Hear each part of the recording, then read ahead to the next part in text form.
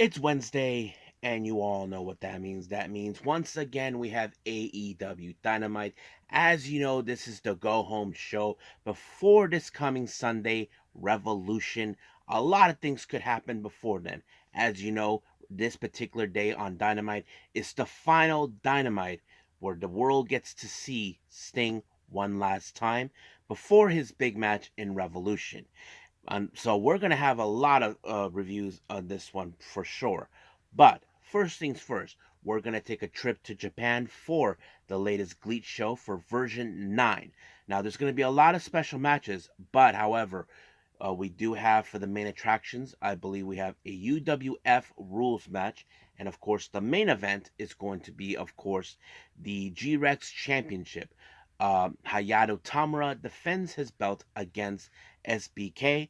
I'm so kind of curious about this match, so we'll see how this rolls up. Now, for our news updates, of course, we're going to be talking about various things. Of course, we have the promotions on their updates, such as who's booked, what matches are set. We do have some interesting developments, one of them involving Maxxine Dupree, Maika, and of course, Yusuke Okada from DDT. So, let's get ready for another episode of Deleted Wrestle Zone.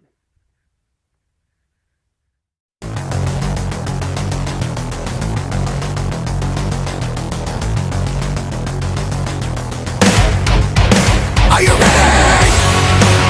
Get up, get up! Get up, get up! Get up, get up! Get up, get up! Get up, get up! Get up, get up!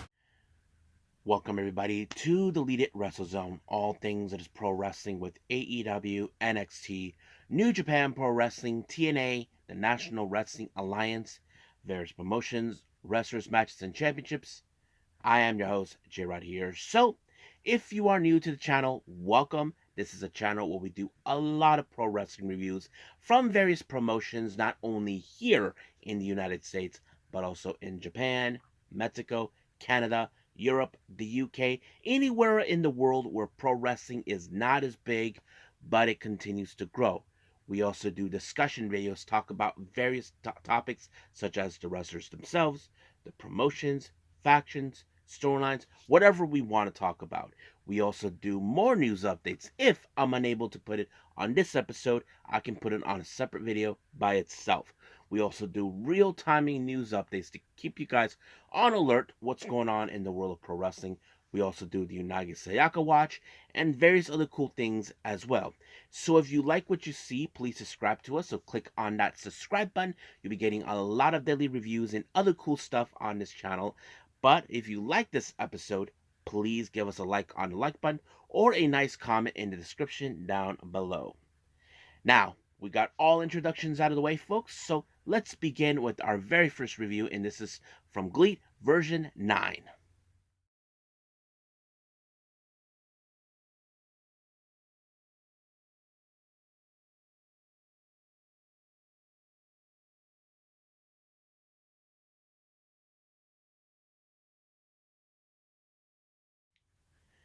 Okay, GLEAT version 9. Now, originally, this was actually happened on the 23rd of February, but it wasn't uploaded on their YouTube channel until the 28th. And of course, it's not uncommon that these guys do this all the time, but it's meant to happen. Now, let's begin with our very first match. We have tag team action. We have the Yans family, more consistent of Fire Katsumi, and the leader Takanori Ito taking on BGI's Kotaro Suzuki and Keishi Sato. Now, we know that BGI are determined to prove that they are the strongest and most powerful faction within GLEAT.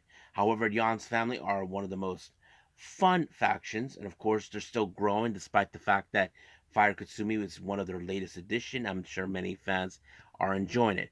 But however, how would this play out? Well, it was Kotaro Suzuki that picked up the win when he pinned Fire Katsumi, giving them the opportunity. So this is one of few matches that they pick up the win. Now our next match, we have Michiko. She teams up with JD Lee to take on a very interesting combination of Yusuke Kodama and Yuya Suzumu. Now, those who know this, Kodama, he's originally with the Yans family. Suzumu, he normally is not representing any faction, but he tags along with his buddy Soma Watanabe, who is his current tag partner. So it's very interesting that they have this makeshift team. Now, you probably would think that makeshifts don't normally be a top thing. I mean, we do have that with Michiko and JD Lee, but, however, they were able to pick up a very fantastic win. There was a moment where, of course, Michiko actually kicked Kodama in the groin. The ref didn't see that, but it didn't stop Kodama no matter what. But it was Kodama with the jackknife onto JD Lee that picked up the win. Now, our next match, we have singles action. We have Issei Onitsuka representing the Yans family taking on the newest member of the Bulk Orchestra, So Monji. Now, you probably would think this is going to be a very interesting matchup. Now, Onitsuka, he's a bit of a hothead tempered wrestler. You would think that, oh, he's always determined to pick up the win. But when it comes to So, he is the kind of guy you can tell he is determined. He just want to knock your head out. And that's exactly what he did. He actually applied a what was it? Oh yeah, he applied a lariat onto Onizuka and picked up the win. But however, he attacked Onizuka right after the match. He wanted to teach him a lesson or so. But of course, Ito is not having it. He is not happy that the fact that this guy crossed the line after the match was over. But I'm sure whatever they said in the post match, I'm sure Ito will love nothing more to get his hands on So for what he did. So we'll see what happens until then. Now, our next match, we have a UWF Rules match. We have Takafumi Ito and Minoru Tanaka. Now, those who are unfamiliarized with UWF Rules match, this is more like an MMA style. Either you win by knockout or submission or pinfall, however you want to do it. But however, this match ended when, of course, Tanaka did a KO onto Ito, but it only took a 10 count for him to stay down, and it was over right from there. So it was a pretty decent match, but yes.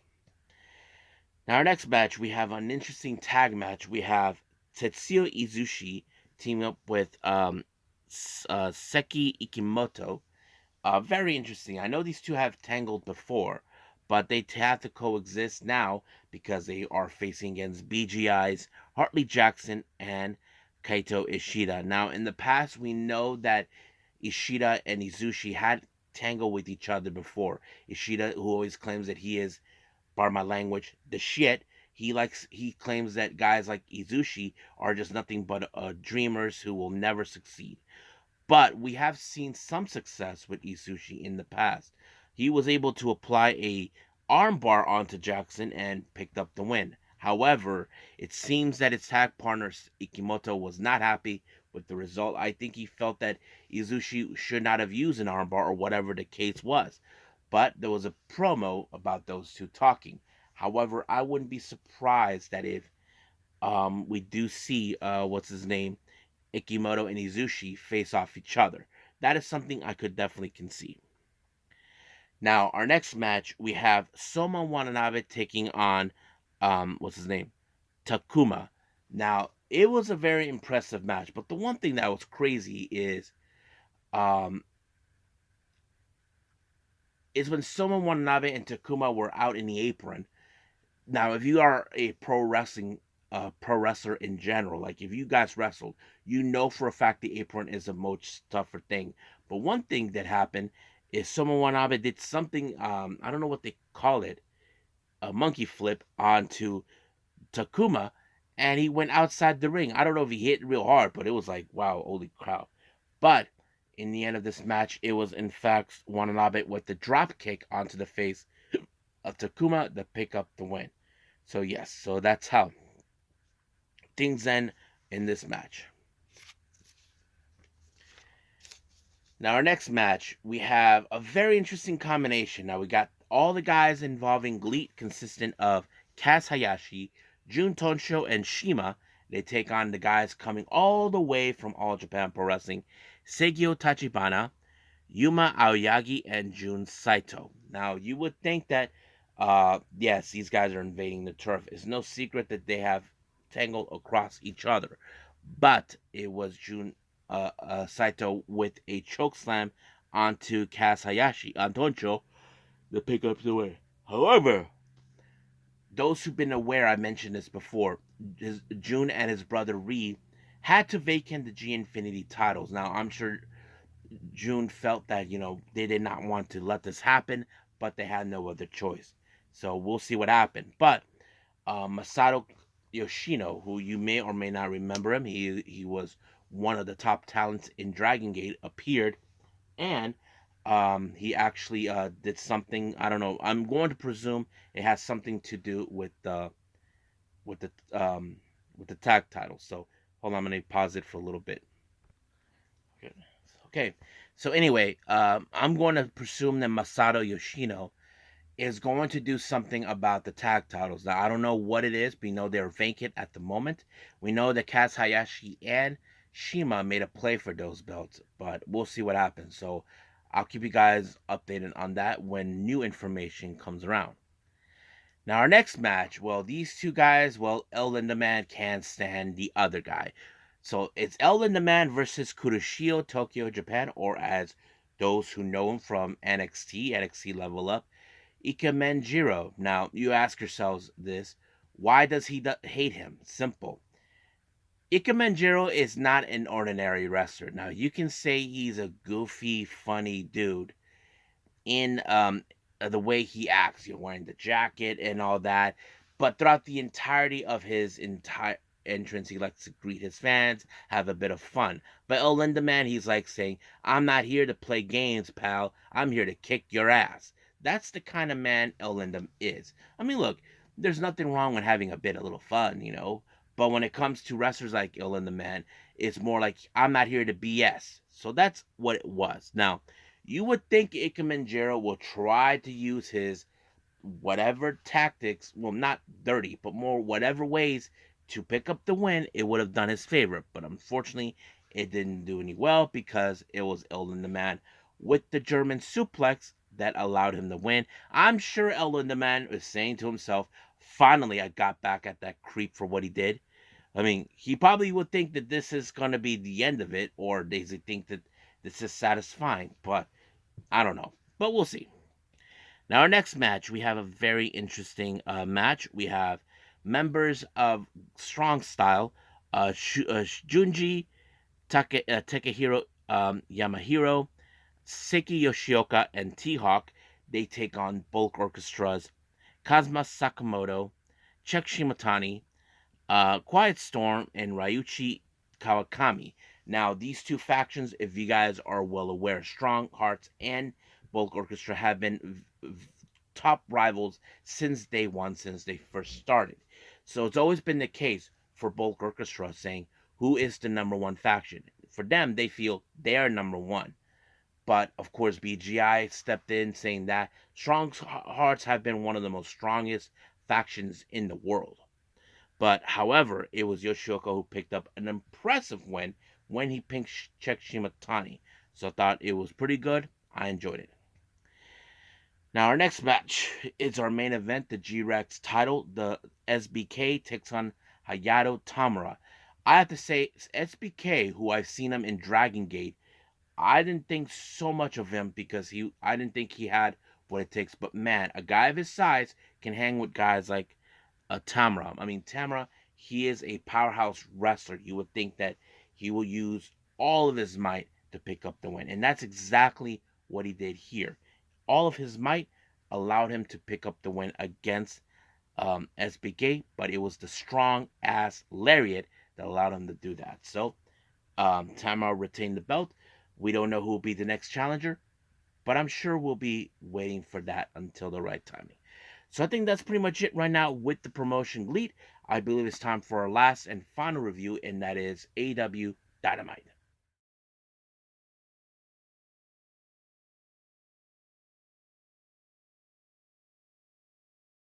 Okay, AEW Dynamite.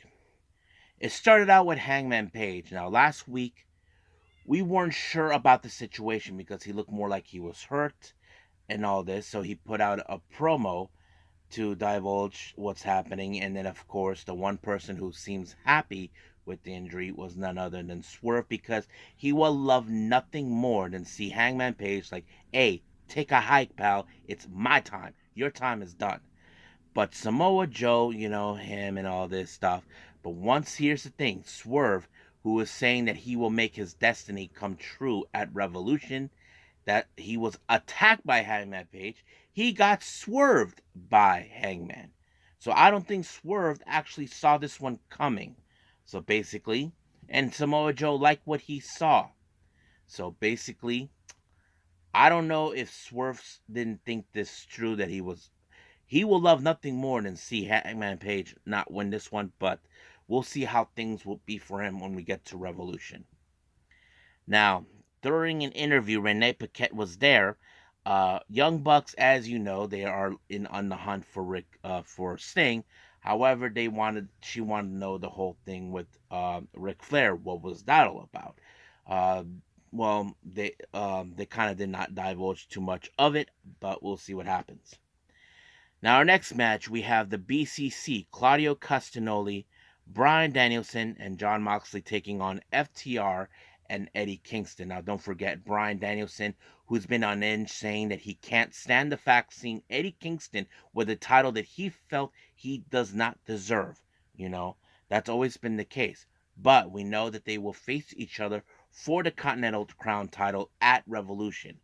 But you can see that this rivalry between Kingston and Bryan Danielson is going to be escalating as we go. However, it was Bryan Danielson that put Eddie Kingston in a submission. But for the record, Eddie Kingston did not tap or gave up. He just passed out, allowing for Bryan Danielson to win. But he is 100% confident that he will walk out as the winner at Revolution. Now, Chris Jericho got an interview with Renee and talked about, of course, Atlantis and Atlantis Jr. Now, according to what Excalibur said, Atlantis was his mentor 30 years ago when he was in CML, and now he's repaying a favor to his son, to Atlantis' son, Atlantis Jr. Now, I'm a fan of Atlantis, and I'm also became a fan of his son because I feel like Atlantis Jr. is not a lot better, but more of a wrestler that he should be over his father. And I think this is going to be a good test for Atlantis Jr. to take on someone that his own dad knows. Now, our next match. Well, hold on. Never mind. Our in-ring interview by Tony Schiavone. We have Will Ospreay. As you know, it was no secret that he was AEW bound, which was locked on last year. Of course, the obvious thing is the match with him and Takeshita. Now, Don Callis thinks that this is going to be a high and paying match that will make this match forget about Sting and all that. I highly doubt that because Sting is a higher profile than Will Ospreay. But, of course, we'll see what happens until then between Takeshita and Ospreay at Revolution. Now, while Renee was about to do an interview with Eddie Kingston, the Young Bucks, who got in the way, decided to piss off Eddie, you know, telling him that he needs to dress properly. Eddie doesn't need that kind of crap. He's not like that. But they were on the hunt for Sting because they know Sting will be hunting them. So we'll see what happens until then. Now, our next match is for the AEW International Championship. It's an open challenge. Orange Cassidy faces against Nick Wayne. And of course, that piece of garbage Christian, Shayna, and of course that dumb dinosaur Killswitch were right there. Now you would think that they would try to do whatever it takes to ensure this belt goes straight to Nick Wayne. Well, the dickheads Christian got his hand caught in the cookie jar, and the ref told all three of them to take a hike. Well, that's what they get. Now, Nick Wayne would have done everything in his power to put away Orange Cassidy, but it didn't do any good for him. However, the Undisputed Kingdom will do whatever it takes to ensure that this belt is off of Orange Cassidy because Roderick Strong claims that he's an embarrassment to wear that belt. However, the Undisputed Kingdom got their asses handed to them by the sudden arrival of Trent Beretta and Rocky Romero. But it only took Orange Cassidy with the Orange Punch to put away Nick Wayne. But however, Roderick Strong, who took advantage of the situation, knowing that Orange Cassidy's body is worn out, he attacked him. But we will see what happens in Revolution. Now, Renee Paquette did another interview with the Bang Bang Sisters again. As you know, they were successful with a makeshift within its own group. We did see last weekend on Collision, Jay White teaming with Colton and Billy Gunn. So it turned out it went pretty well. However, there is one more thing they decided to bring out, that they want to see how Austin teams up with the Acclaimed. So it's going to be a very interesting thing to see. Now, our next match, we have Chris Statlander taking on Sky Blue. Now, as you know, Sky Blue, for some odd reason, and Julia Hart made a play against this time with Chris Statlander and Will Nightingale. Now, we know that Chris Statlander, as you know, saying, look, you got the title. What more do you want? So it seems that they have some unfinished business between those two. We just don't know what it is. However, during the entirety of the match, you know Julia Hart is going to be there. Now, Stokely Hathaway, we know how he acts. He will stop at nothing to ensure that Chris Statlander and Will Nightingale pick up some good wins. But except they did not take the offer. If I was Stokely Hathaway, I would try to say, look, we know they're going to play dirty tricks. But it didn't seem like any of that was talked about. But, of course, Julia got involved, and then the code blue was applied and allowing for Sky Blue to win. Now it's going to be back to the drawing board between Chris, Willow, and Stokely. We'll see what happens in the future with those two. Now, in the backstage, the Young Bucks find Sting's locker room, except you see a room full of bats. Not wing bats. We're talking about baseball bats. I feel like this is something back in the 90s, but we'll see. Now, our next match, we have Chris Jericho. He faces Atlantis Jr. Now, you probably would say, will this be a little different from what we know? Now, I know Atlantis Jr. I have seen him wrestle. He is a fantastic wrestler. I mean, there are some features of what he can do in his wrestling craft, like his dad, but he does have his own unique way. I mean, completely different from his dad. But how would that measure up for Chris Jericho? I mean, Jericho, we know he's done it all. He's that guy, but it took only the walls of Jericho for him to put it on Atlantis Jr. But however, Atlantis, who's a concerned father, did the right thing by tossing the towel, calling it's over. Regardless if Atlantis Jr. did not want to see his son, see that happening, but it did. So we'll see what happens until then. Now the Young Bucks, as you know, continue to start the little problems, looking for Sting. Darby Allin showed up and attacked them. And then, of course, it took a 2-on-1. Then Ric Flair showed up and tried. I don't know exactly what was going on, but apparently he wasn't up for the idea of hurting Darby. Then the Bucks attacked him. And then Sting's entrance theme started playing. The Bucks went into the top of the ring ramp in order to stop him. Except Sting did something we haven't seen in years. If you guys are fans of Sting, like myself, for example, you remember during the time of when he started out with the Crow, he used to go to the rafters. I missed that because it was unique, and it worked. So basically, he countered the Bucks. It didn't work, but Nick Jackson actually got the Scorpion Death Drop. So we'll see what happens in Revolution this coming Sunday. I'm sure all of you are excited. I'm excited. But right now, I think we're done with all the reviews. Let's move on with our last and final thing, and that is, of course, news updates.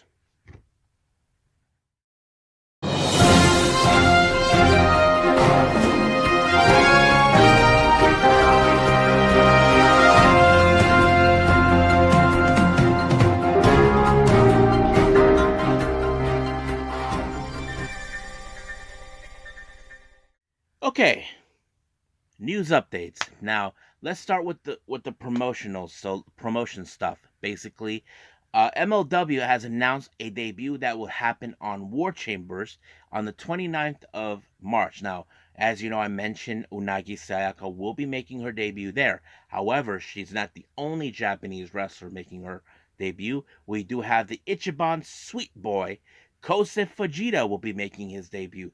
I'm sure I'm excited. All of you are going to be exciting as well. Now, as you know, our current Reina de Reinas champion from AAA, Lady Flamer, will defend her belt outside of Mexico, but will be defending it in Australia for the Oceania Pro Wrestling on the 12th of April. Now, there's still no indication who will be her opponent. I'm sure there's going to be a long line. And finally, for our promotion update, GCW has announced for their Tampa show that'll take place on the 3rd of May. Their show is called Rather You Than Me. So I like the phrase, you know. But like always, we don't know who will participate. But I will keep you guys updated on here and out once the announcements are made. Now, let's talk about our recent developments.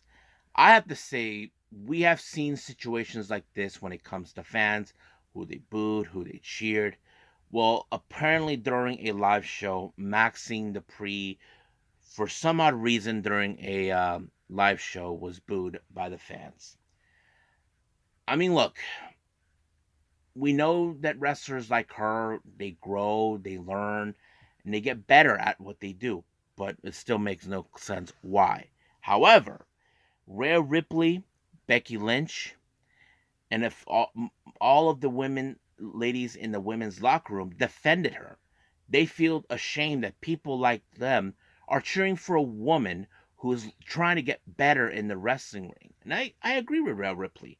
Why are you booing her? She hasn't done anything wrong yet, but that's how it is. But I don't know. So anyway, moving on.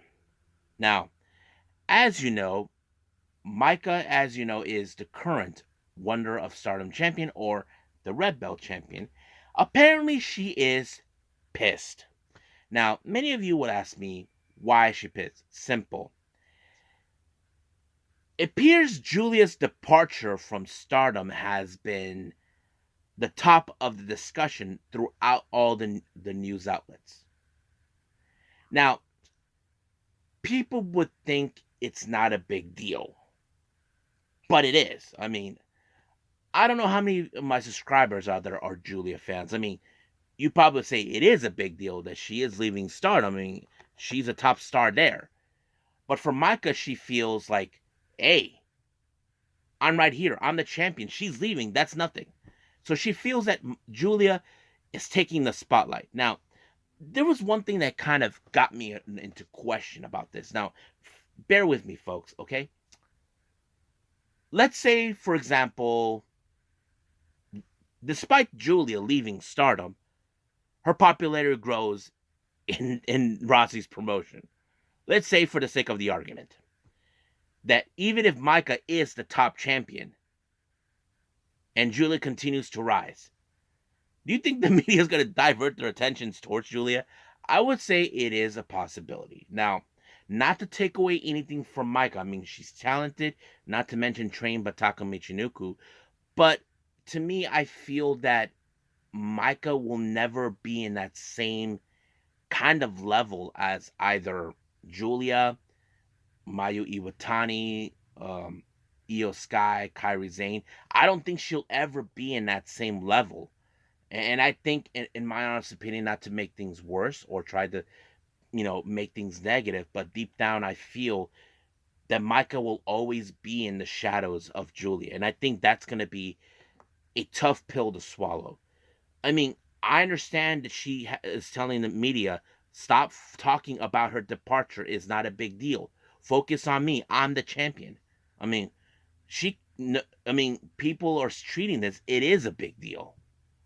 So, I mean, there's nothing Maika can do. I mean, I'm sure her words would give a positive message, but the honesty is, I don't know if that will be enough.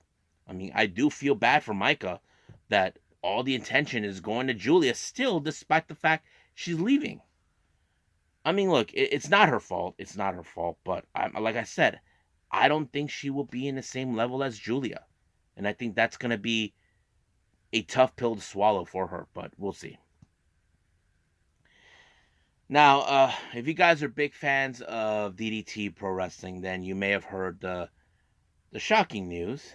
One of their talents, Yusuke Okada, actually revealed during a press conference that he's been diagnosed with cancer. Now, according to Shinjiro Tagagi, where he said that they're lucky that it's still in its early stages, that they're willing to give treatment. But he did ask Okada to get better, to recover very quick, not quickly, but more safely, to ensure that he's 100% better to get back in the ring. And of course, Okada said he'll do his best, that he can't wait to come back into the ring. And my thoughts and prayers will go to him. I just hope things work out in the end for him. So, yeah. So I think that's pretty much it for now. So let's just call it a day.